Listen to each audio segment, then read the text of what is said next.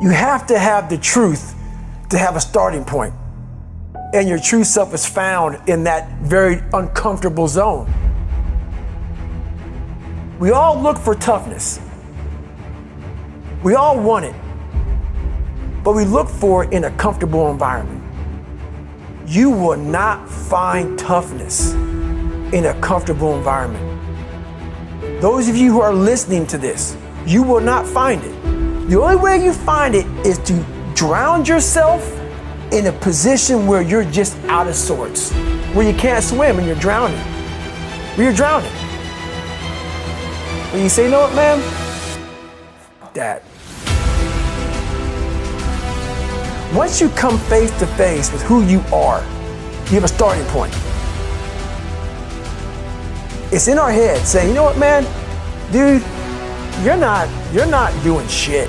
You're wasting a bunch of percentage here. In this other 80% is suffering, pain, failure, self-doubt, darkness, and then a whole bunch of light. But to get to this light, you gotta go through all of this shit. You're not succeeding, you're not achieving. It's because you're afraid to go in that dark place to find yourself. You're setting goals you know you can reach.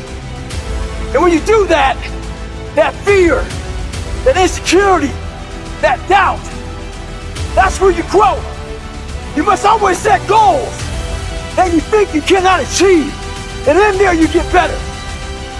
When that alarm clock goes off at 4 or 5 in the morning, your mind says no. You just say, this is what we do. It's what we do now. Because to get to where you want to go, the amount of pain involved, the amount of mental pain, of how many times you're going to have to do something that you don't want to do to get to where you want to go. Every day, you must ask yourself, did I do enough? And then once you do this over and over and over again, it becomes like breathing. I don't want to live this lifestyle, but to get to the other side of this, I have to. So if you really want it, you realize what trying is and what trying is not.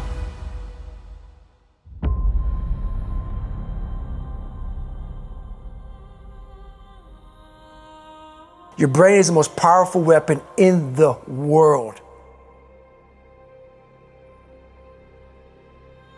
Once you put away your phones and your computers and all that shit we have nowadays,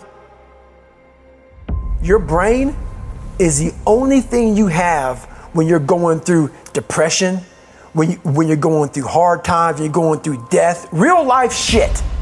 You can't Google that shit, man. You're alone. You're alone. You may have a shrink you're going to, you may have a best friend you're going to, but there's 24 hours in the day where you're alone in this brain. And your brain is talking to you in all kinds of ways. And it wants to control you and pull you in these different pockets. If you can't control your own brain and your brain controls you, you're fucked. You got to tell your brain where you want to go and how you want to go and how you want to get there. You got to control it. If not, it's over. It's over. All I knew back then was hard work. You got to work hard. You got to work hard.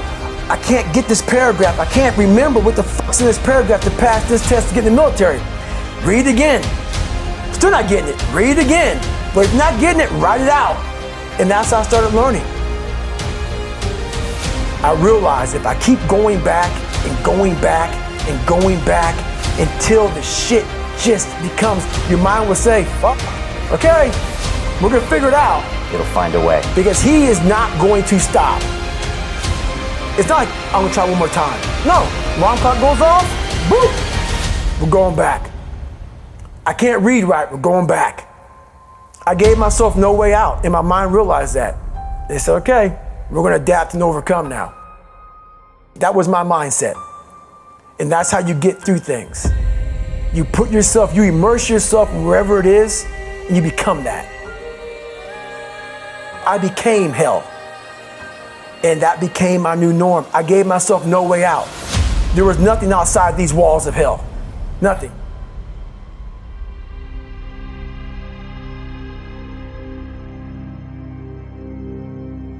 I watched this segment on TV about these guys going through Navy SEAL training.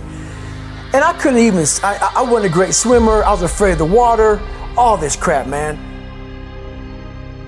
I saw these guys just quitting. But at the very end, it says 22 guys. This commanding officer's up there and he gives this great speech. So I started visualizing me being the 23rd guy, sitting there with these guys. I said, man, if I could feel that, that would change my life. And what was that feeling you wanted so bad? Respect, accomplishment? No, victory. I wanted to win. Not like beat somebody else. It wasn't about that. I just wanted to go the distance. Everything in my life, when something got hard, I quit. I had to work harder than you, so I quit. Like, man, if I could just go that distance, that extra mile, to just go, just to finish. I want to finish. I want to feel victory. And victory for me wasn't winning, it was just finishing. So I said, you know what?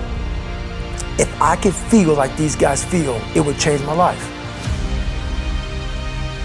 And literally, I started feeling victory just by putting myself in the battle. I started realizing, man, just by going to war with myself every day and putting these challenges and these goals and these obstacles, these insurmountable obstacles, now we can move from there. But if you look at it as, man, I'm broken and I'm still here.